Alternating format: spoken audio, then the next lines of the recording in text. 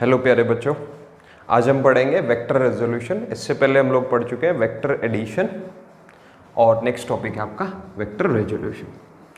मतलब क्या है इसका, समझते हैं कि कैसे एक किसी भी गिवन वेक्टर को रिजॉल्व किया जा सकता है। आप रेजोल्यूशन ऑफ ए वेक्टर का मतलब समझें कि हमें एक किसी भी गिवन वेक्टर को क्या करना है, स्प्लिट करना है किन्हीं भी अलग दो वेक्टर्स की फॉर्म में। समझें आप, मैं लिख सकता हूं इसके बारे में कि the process of splitting A given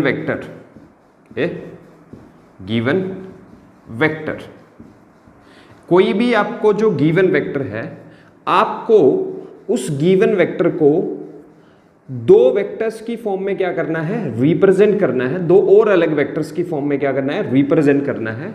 जो और वो दो अलग वेक्टर्स की फॉर्म में जिसको कि हम गिवन वेक्टर को रिप्रेजेंट कर रहे हैं, उन दोनों वेक्टर्स का जो कंबाइंड इफेक्ट होगा वो हमारे इस गिवन वेक्टर के इफेक्ट के बराबर होगा। इस प्रोसेस को क्या बोलते हैं, वेक्टर रेजोल्यूशन बोलते हैं। क्या सब बच्चों को ये बात समझ आ गई? मैं फिर से बता देता हूं। Process of splitting of A given vector का मतलब ये हुआ, जैसे फॉर एग्जांपल हम बात करते हैं कि जैसे मान लीजिए मैं आपका कोऑर्डिनेट सिस्टम अज्यूम कर लेता हूं कि ये हमारा एक्स एक्सिस है बेटा, ये अपना वाई एक्सिस है, और मान लीजिए इस एक्स वाई प्लेन में आपको कोई भी एक वेक्टर ए गिवन है। लेट्स सपोज कोई भी एक वेक्टर क्या गिवन है, आपको ए वेक्टर गिवन है, और ये वेक्टर ए लेट्स सपोज क्या बना रहा है, एंगल थीटा बना रहा है एक्स एक्सिस के साथ, positive direction of x axis के साथ क्या बना रहा है, ये एंगल थीटा बना रहा है। ठीक है भाई, तो आपको क्या काम करना है, आपको जहां टिप है वेक्टर ए का, मतलब जहां हेड है वेक्टर ए का, वहां से दोनों एक्सिस के ऊपर, एक्स एक्सिस और वाई एक्सिस, दोनों एक्सिस के ऊपर क्या करने हैं, परपेंडिकुलर ड्रॉ करने हैं। ये परपेंडिकुलर ड्रॉ हो गया एक्स एक्सिस को, ये वाला परपेंडिकुलर ड्रॉ हो गया वाई एक्सिस को। अब हम क्या बोल सकते हैं, हम ये बोल सकते हैं, देखिए जो मैं बताने की कोशिश कर रहा हूं आपको यहां, कि ये जो एक वेक्टर ए है, मान लीजिए हमने क्या कर दिया, इस एक वेक्टर ए को इन दो वेक्टर्स की फॉर्म में क्या कर दिया, रिजॉल्व कर दिया।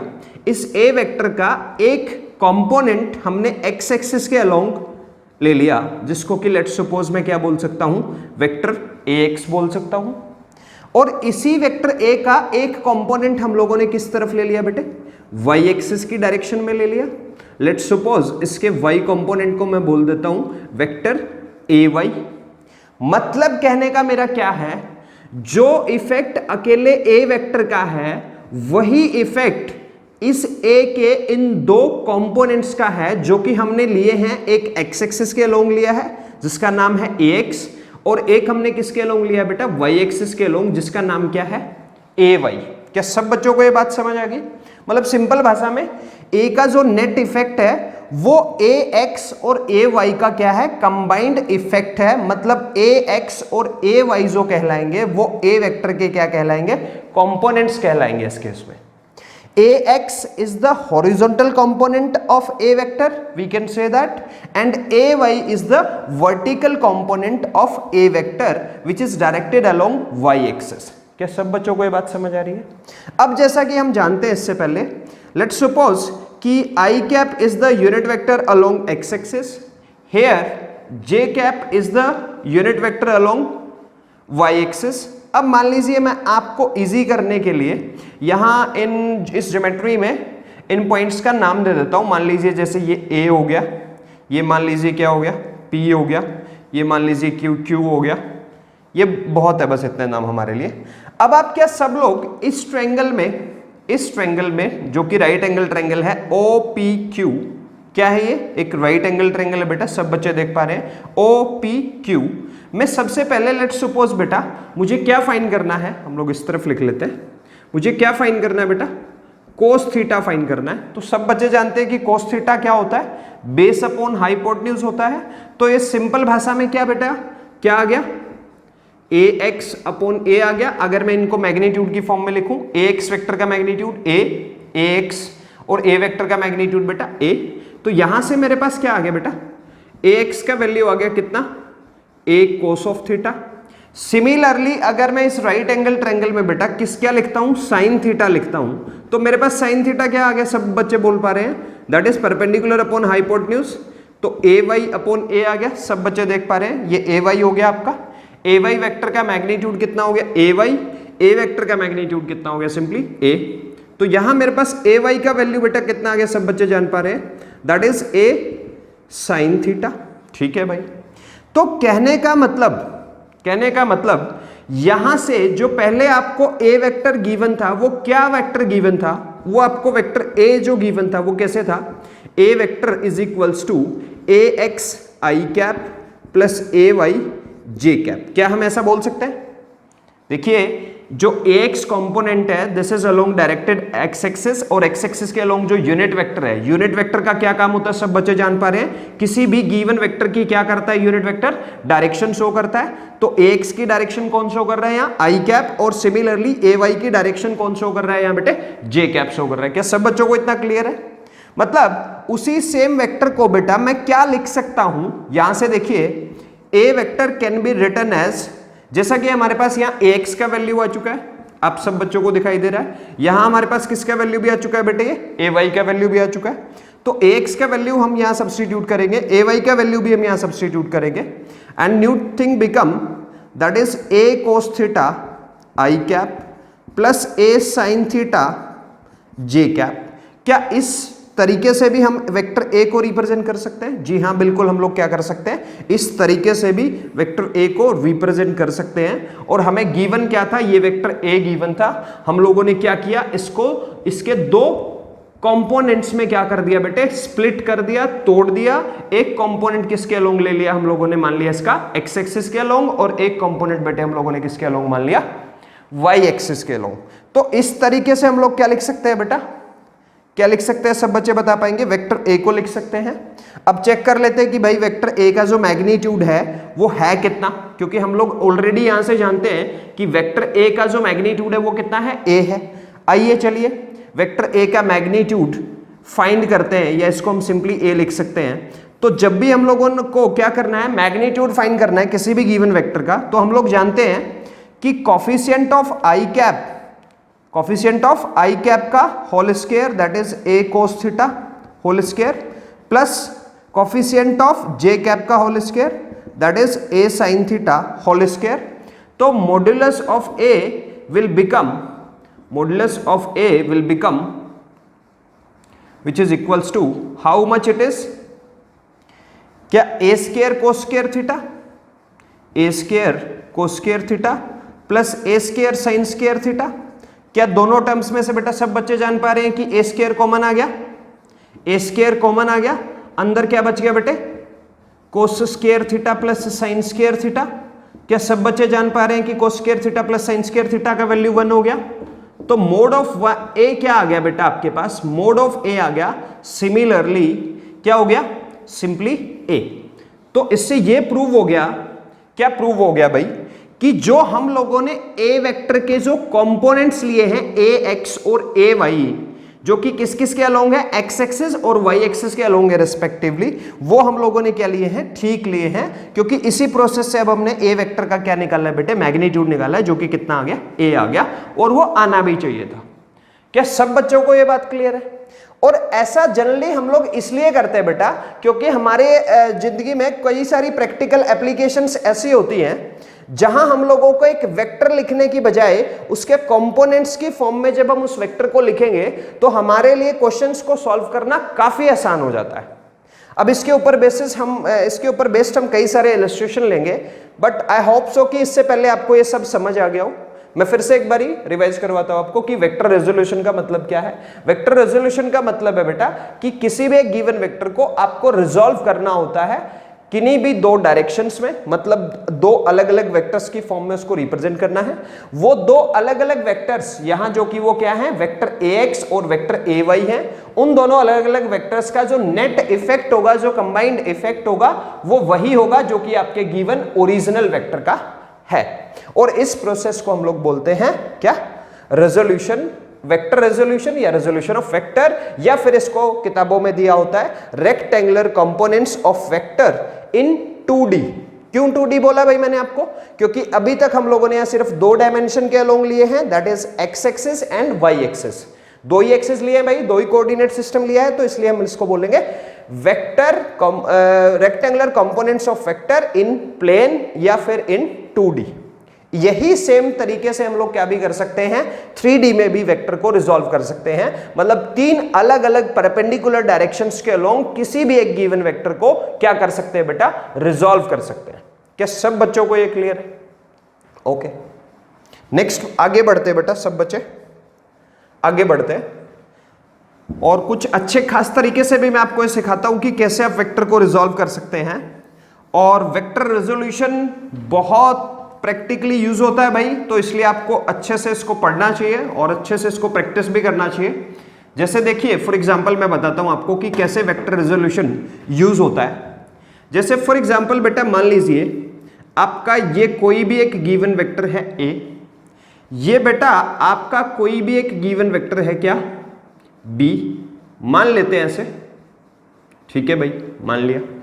Let's suppose they makes an angle theta with each other, let's suppose they makes an angle theta with each other, ठीक है भाई। अब इस वेक्टर रेजोल्यूशन की एप्लीकेशंस कैसी कैसी होती हैं आप समझिए। यहां से मैं आपको बोलता हूं, देखिए जैसे फॉर एग्जांपल मैं आपको बोलता हूं कि मुझे वेक्टर ए का एक कंपोनेंट, एक पार्ट मतलब इसका कोई भी टुकड़ा, कंपोनेंट वेक्टर ए का किसके अलोंग चाहिए भाई, बी वेक्टर के अलोंग चाहिए। ध्यान से सुने मेरा क्वेश्चन आप सब लोग कि वेक्टर ए का मेरे को एक कंपोनेंट किसके अलोंग चाहिए भाई, वेक्टर बी के अलोंग चाहिए। तो वेक्टर ए का एक कंपोनेंट आपको किसके अलोंग चाहिए भाई, वेक्टर बी के अलोंग चाहिए। तो वेक्टर ए का जो कंपोनेंट किसके अलोंग होगा, जो कंपोनेंट किसके अलोंग होगा भाई, किसके अलोंग होगा, सब बच्चे जान पा रहे हैं, बी के अलोंग होगा। वो कैसे आप ड्रॉ करेंगे, वो सबसे पहले तो कौन सा कंपोनेंट होगा भाई, आप ध्यान रखिए वो कंपोनेंट कौन सा होगा बेटे, वो होगा ए कोस ऑफ थीटा, क्योंकि वेक्टर ए का मैग्नीट्यूड मैंने क्या मान लिया भैया, ए, और जो component of A along B होगा वो क्या होगा बेटे, A cos of theta. Similarly अगर आपसे क्वेश्चन पूछ लिया जाए कि आपको बी वेक्टर का एक कंपोनेंट चाहिए किसके अलोंग, ए के अलोंग, तो वो कौन सा होगा बेटा, सिमिलरली सब बच्चे जान पा रहे हैं, ऐसा ही बिल्कुल सिमिलरली वो कितना होगा बेटे, बी कोस ऑफ थीटा होगा। और अगर आपको इसका ज्योमेट्री चाहिए, अगर आपको इसको ज्योमेट्रिकली समझना है कि कैसे सर ये कैसे बी कोस थीटा आया, ये कैसे ए कोस थीटा आया, तो आपको उस पर्पस के लिए क्या करना होगा, मान लीजिए जैसे मैंने आपको लिखा कि बी वेक्टर का एक कंपोनेंट किसके अलोंग, ए के अलोंग, जिसको मैंने उठा करके लिख दिया कितना, बी कोस ऑफ थीटा। अगर आप उसको आपको समझना है उसको, तो आप एक काम करें, बी के टिप से ए वेक्टर पर क्या करें, एक परपेंडिकुलर रिजॉल्व करें, परपेंडिकुलर ड्रॉ करें। मैंने क्या बोला आपको, बी वेक्टर के टिप से, हेड से क्या करें, आप एक परपेंडिकुलर ड्रॉ करें, कहां, ए वेक्टर पे। जो अब एक ये राइट एंगल ट्रायंगल बन गया, जो एक ये राइट एंगल ट्रायंगल बन गया जिसमें कि ये राइट एंगल हो गया आपका। आप देख सकते हैं कि अगर अब आपको इस ट्रायंगल में कोस थीटा निकालना हो तो कोस थीटा क्या हो जाएगा बेटे, कोस थीटा क्या हो जाएगा, सब बच्चे जान पा रहे हैं, कोस थीटा कितना हो जाएगा भाई, बेस अपॉन हाइपोटेन्यूज हो जाएगा।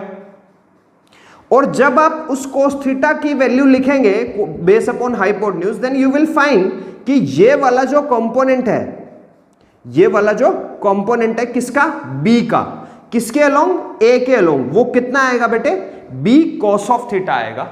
और ये जो कंपोनेंट आएगा उस केस में बी का, वो कितना आएगा बेटे, वो आएगा बी साइन ऑफ थीटा। अगर आप इस परपेंडिकुलर कंपोनेंट को भी ले लें, इस वाले कंपोनेंट को भी ले लें, मतलब सिंपल भाषा में आपने क्या काम कर दिया, आपने बी वेक्टर को दो कंपोनेंट्स में रिजॉल्व कर दिया, तोड़ दिया। कौन कौन से दो कंपोनेंट भाई, एक ये बी कोस ऑफ थीटा और एक ये कौन भाई, बी साइन ऑफ थीटा। ये बी कोस थीटा और बी साइन थीटा का जो कंबाइंड इफेक्ट है बेटे मिलकर के, वो वही इफेक्ट है जो कि अकेले किसका है, वेक्टर बी का है। आप अगेन इस प्रोसेस को क्या बोलते हैं, वेक्टर रेजोल्यूशन। क्या सब बच्चों को ये बात क्लियर है? नेक्स्ट देखते हैं बेटा। नेक्स्ट फॉर एग्जांपल मान लीजिए जैसे फॉर एग्जांपल मान लीजिए आपको ऐसा कोई सिचुएशन गिवन है कि मान लीजिए ये क्या है आपका, वेक्टर ए गिवन है और वेक्टर ए जो है वो इस पर्टिकुलर किसी एक्सिस के साथ क्या बना रहा है, एंगल थीटा बना रहा है। ठीक है भाई, एंगल थीटा बना रहा है। तो आपने बोला कि आपको वेक्टर ए को क्या करना है, रिजॉल्व करना है, और वेक्टर ए के दो कंपोनेंट्स निकालने हैं आपको काम क्या करना है, सब बच्चे ध्यान से सुने। वेक्टर ए के दो कंपोनेंट्स फाइंड करने हैं आपको। एक वो कंपोनेंट्स जो इस गिवन एक्सिस के क्या हो बेटा, पहला कंपोनेंट क्या होना चाहिए, पैरेलल होना चाहिए, और दूसरा कंपोनेंट इस गिवन एक्सिस के क्या होना चाहिए, परपेंडिकुलर होना चाहिए। मान लीजिए आपको कोई ऐसा बोल देता है और ये वेक्टर ए गिवन है आपको। ठीक है भाई, जो ए वेक्टर का सबसे पहले कंपोनेंट्स होगा किसके अलोंग बेटा, गिवन एक्सिस के अलोंग। क्या सब बच्चे उसको प्रैक्टिस कर चुके हैं कि वो कितना होगा बेटे, लेट्स सपोज ये कितना होगा, ये वेक्टर, ये कंपोनेंट कितना हो जाएगा ए का, ए कोस ऑफ थीटा। अगेन आपको काम क्या करना होता है, इसके टिप से यहाँ परपेंडिकुलर ड्रॉ करना होता है, फिर ये राइट एंगल ट्रायंगल बन जाएगा। फिर राइट एंगल ट्रायंगल में किसका वैल्यू लिखना है आपको, कोस थीटा का। दैट तो ये वाला साइड कितना निकल करके आएगा आपका, ए कोस ऑफ थीटा, और ये साइड का लंबाई निकल करके आएगा इतना, लेंथ निकल करके आएगा, और लेंथ को हम लोग क्या बोलते हैं, किसी भी गिवन वेक्टर का एक मैग्नीट्यूड बोलते हैं। तो ये वाला कंपोनेंट ए का इस एक्सिस के अलोंग कितना आएगा बेटे, ए कोस थीटा। तो सबसे पहला क्वेश्चन हमारा सॉल्व हो गया है कि भाई गिवन एक्सिस के पैरेलल जो कंपोनेंट हमें चाहिए था ए का, वो कितना आ चुका है बेटे, सब लोग जान पा रहे हैं, ए कोस थीटा आ गया। फिर आपको क्या भी निकालना है इसका, एक वो कंपोनेंट भी निकालना है ए का जो कि इस गिवन एक्सिस के क्या हो भाई, परपेंडिकुलर हो। तो ये आ गया भाई ए परपेंडिकुलर। तो ये ए परपेंडिकुलर कितना आ गया भाई, ए साइन थीटा। सिमिलरली आप इसको यहाँ ए पैरेलल लिख सकते थे। तो आपको गिवन एक्सिस के परपेंडिकुलर वाला कंपोनेंट चाहिए था ए का, वो कितना आ गया भाई, ए साइन थीटा। अब अगर आपको कंफ्यूजन है कि ये सर ए साइन थीटा कैसे आया, तो आप जान सकते हैं कि आपने यहां से इस एक्सिस पे क्या किया था, परपेंडिकुलर ड्रॉ किया था, और इस परपेंडिकुलर ड्रॉ करने के बाद ये एक राइट एंगल ट्रायंगल बन गया था। आपको इस राइट एंगल ट्रायंगल में एक बारी कोस थीटा का वैल्यू निकालना होता है, एक बारी साइन थीटा का वैल्यू निकालना होता है, और ये जो परपेंडिकुलर निकल करके आएगा वो कितना निकल करके आएगा बेटा, ए साइन थीटा निकल करके आएगा, जो कि क्या बोला जाएगा, किसी भी गिवन वेक्टर का कंपोनेंट बोला जाएगा किसके अलोंग, इस गिवन एक्सिस के परपेंडिकुलर के अलोंग। किसके अलोंग है भाई, मैं फिर से पूछ रहा हूं आपसे, ए वेक्टर का इस गिवन एक्सिस के परपेंडिकुलर कंपोनेंट कितना आ गया भाई, ए साइन थीटा आ गया। क्या सब बच्चे इसको यहां से ट्राई कर पाएंगे? और ये बहुत जरूरी है, और ये आगे बहुत ज्यादा एप्लीकेशंस इसकी यूज होंगी, तो इसलिए आप सब लोग इसको सीख लीजिए भाई, ये बहुत जरूरी भी है आपके लिए। आपके क्लास 11th में आपको वेक्टर रेजोल्यूशन आ जाना चाहिए। और इसके साथ साथ अब हम कुछ और क्वेश्चन करते हैं या और सिचुएशन देखते हैं। Similarly you can do it for 3D also. यही काम आप 3D के लिए भी कर सकते हैं, कोई खास बात नहीं है इसमें। जैसे फॉर एग्जाम्पल मैं आपको थोड़ा सा आइडिया देता हूं इसका, आप सब बच्चे इस एक्सप्रेशन को घर से करेंगे। मान लीजिए बेटा ये आपका एक्स एक्सिस है, ये आपका क्या है, वाई एक्सिस है, ये आपका क्या है बेटा, जेड एक्सिस है।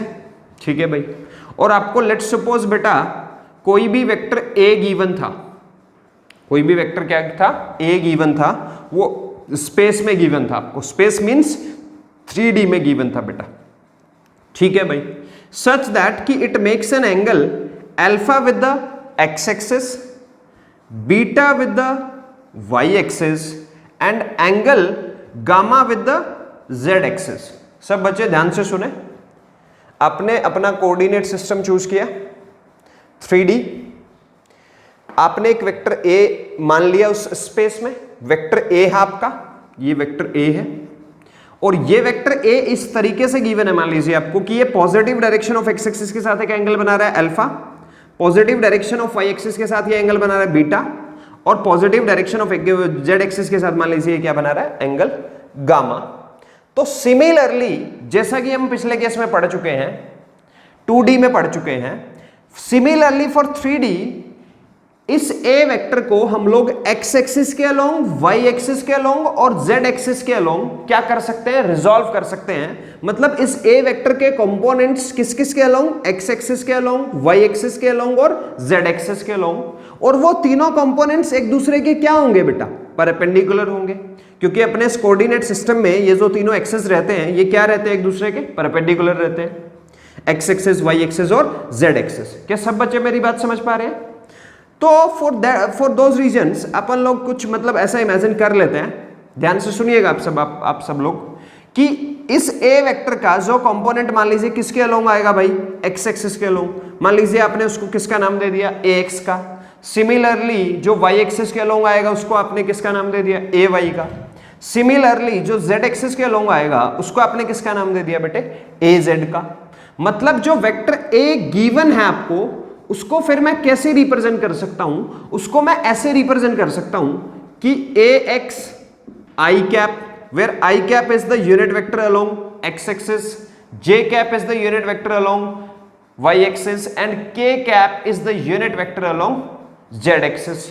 मतलब a vector can be written as ax I cap plus ay j cap plus az k cap.